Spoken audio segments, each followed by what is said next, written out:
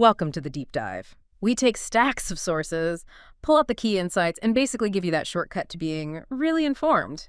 Today, we are diving deep into BABYMONSTER's newest single, Hot Sauce. We've got a whole mix here, official YG announcements, music reviews, lots of fan talk from Reddit, even some behind-the-scenes recording clips, and detailed chart data.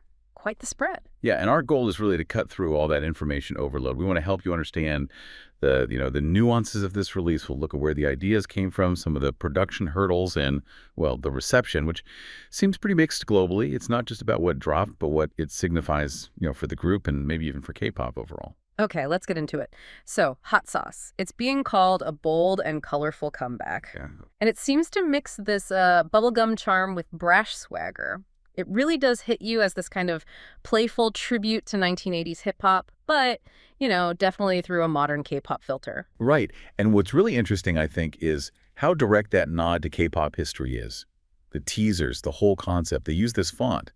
It's an homage to the font from the debut album of Seotaiji and Boys in 1992. Wow. Okay. Seotaiji and Boys, huge pioneers, right? Sure. Bringing hip-hop into the mainstream in Korea. Exactly. And the connection's even tighter because YG's own executive producer, Yang Hyun-suk, he actually debuted in that group. No way. So Yeah. it's like, it's personal history, not just musical It history. really feels like it. More than just nostalgia. It's almost staking a claim to that legacy, And visually, the music video is, well, it's a lot. Vogue Singapore called it a visual feast of chaotically vibrant old-school looks. Well, You've got the loud jerseys, the colorful baggy shorts. It's just this explosion of mismatched bright colors. oh yeah, like cherry reds clashing with bright yellows and greens. Yeah. It creates this almost pop art contrast. It's very deliberate. It really works, though, doesn't it? It catches your eye. It absolutely does. And those little details, the accessories like bandana headscarves and chunky scrunchies, they really sell that retro hip-hop style. It makes you think of maybe even older stuff like H.O.T.'s Candy concept from the late 90s. That same kind of playful, colorful vibe. Yeah, I can see that. It feels like this constant experimentation, playing with different genres and looks. That's becoming their thing, isn't it? Definitely seems like a core part of BABYMONSTER's identity they're building, pushing boundaries right from the start. So building on that visual intensity, let's talk about the song itself.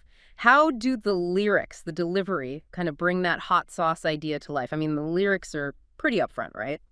A celebration of their fiery energy, confidence, and unique charisma, using hot sauce and spice as the central theme. Right, the metaphor is pretty clear. They're basically saying BABYMONSTER brings this intense, bold flavor to their music, to their performances, something you can't ignore. That refrain, fire go higher, wherever we are. BABYMONSTER girls got that woo ah. It's all about cranking up the energy. And the chorus, too. Hot sauce, everybody wants some, but can't handle what I brought them. That's quite a statement. It really emphasizes that they're maybe, irresistible, but also a bit challenging. Yeah. Not for everyone, perhaps. And the verses just keep piling it on, comparing themselves to chili pepper, jalapeno, red hot Cheetos. Even a Carolina Reaper kind of vibe. Okay, they're not messing around with the heat level there. Not at all. It's all about escalating that intensity. And it seems like that contrast is key. Our sources pointed out the vocal and rap delivery, how the rap parts have this real attitude and presence, very confident, but then the pop chorus stays really light and addictive. It's an interesting balance. It is. And you wonder how the individual members tackled that, right? Bringing that concept to life. Yeah, did the behind-the-scenes stuff give us any clues? Oh, definitely. It was pretty revealing. We saw Hyeon praised for her refreshing voice, but then getting feedback to add more attitude, and she just clicked right into it. Quick learner. Yeah. And Rora, she had a high-note challenge, but seemed really confident about hitting it. Good for her. Then Farida apparently delivered a perfect first take. Just nailed it. And she was really focused on her harmonies. Very meticulous. Professional. Totally. Chiquita was tackling those tricky food-themed lyrics, really working on the pronunciation to make those metaphors land. Those can be surprisingly hard. Right. And Asa had that super quick fire rap. She wasn't just focused on speed, but on the whole vibe, adding that bouncy energy the song needed. Getting the feel right. Exactly. And finally, Ruka was tweaking her tone, making it a bit brighter, more lively, based on what the executive producer wanted, fine-tuning it. So a lot of individual coaching and contribution there. Clearly. Each one seemed to bring a specific piece to the puzzle. And it's also, well, it's noteworthy that Hot Sauce is an all-English song. That's a big choice. It really is. And thinking about the production side, we heard it was put together between tight schedules, while they were on a world tour. That context, plus it being all in English, might suggest it was designed as maybe a minimal vocal song, something easier to manage with a demanding schedule. Especially with Rami being out temporarily. Exactly. That could be a factor. It's a way to keep momentum going during a busy period. Right. Okay. So we've got the artistic vision, the production context. Let's get to the reaction. Yeah. Because this is where things get, well, complicated. The initial splash on YouTube was undeniable, wasn't it? 9 million views and 560,000 likes in just the first 24 hours. Huge numbers. And it hit #1 trending video globally right away. You can't argue with that kind of immediate impact. No, that's a massive digital win.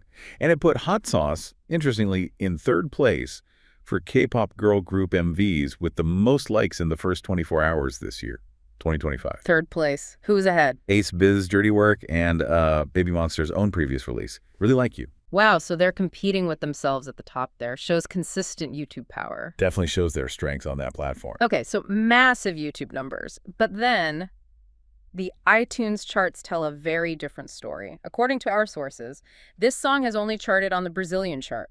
Just Brazil. Yeah, that's right. It debuted at #6 there, peaked at 3 the next day, but then by day 3, it was already down to #46. Only 4 days on that one chart. That's a huge contrast, isn't it?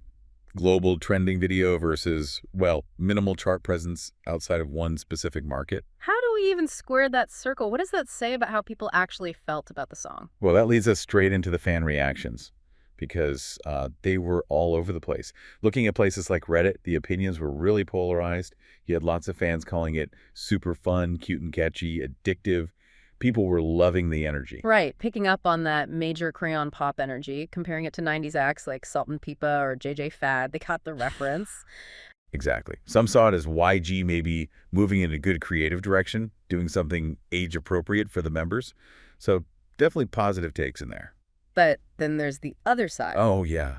Quite a few people described it as just meh, or even hilariously terrible. One comment said it was like, a kiddie show does hip-hop in a bad way. Ouch. Oof. What were the main complaints? The chorus came up a lot. People found it too repetitive. Some felt the instrumental wasn't strong enough, or that the song just didn't showcase the group's great vocals like other tracks have. Interesting. So a real split. Did people pick up on anything else, like the MV style or the English lyrics? Yeah, some commenters noted the visual techniques, like the split diopter shots, used quite a bit in the MV. It's a specific look. Kind of a stylized, slightly jarring effect sometimes. Exactly. And others brought up the fact it's another all-English song, which seems to be a growing trend. And not everyone's necessarily a fan of that shift in K-pop. And what about Rami's absence? Did that come up much? It did. People were definitely talking about her being on hiatus for that lung condition, the recurring I pneumothorax. think that sounds serious. It can be, yeah. And fans were even speculating, like looking at the choreography and wondering if spots were intentionally left open for her return.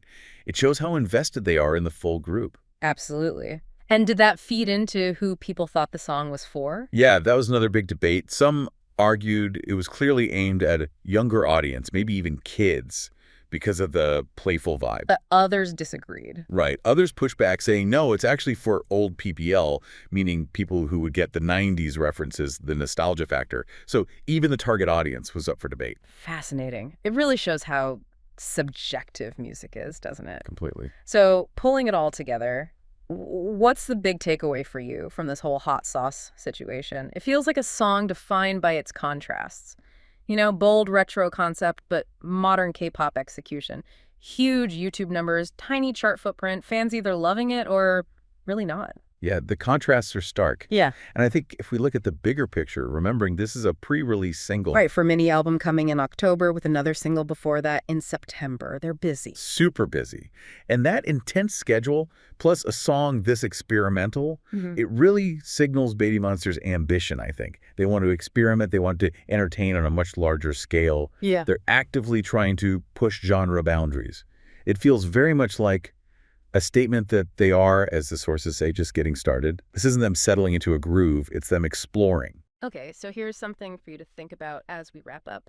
In K-pop, an industry where fan expectations can be so tied to a group having a consistent sound and where global chart success is often seen as the ultimate goal. How does a group like BABYMONSTER balance that? balance their own artistic desire for, versatility, for trying new things, with that risk of maybe confusing or dividing their fans, or maybe not hitting those big chart numbers every single time. What do you personally value more when you listen to an artist? Is it that consistent signature sound you know and love? Or is it the excitement of them maybe trying something completely different, exploring a new identity with each release, even if it doesn't always land perfectly for everyone? Something to chew on.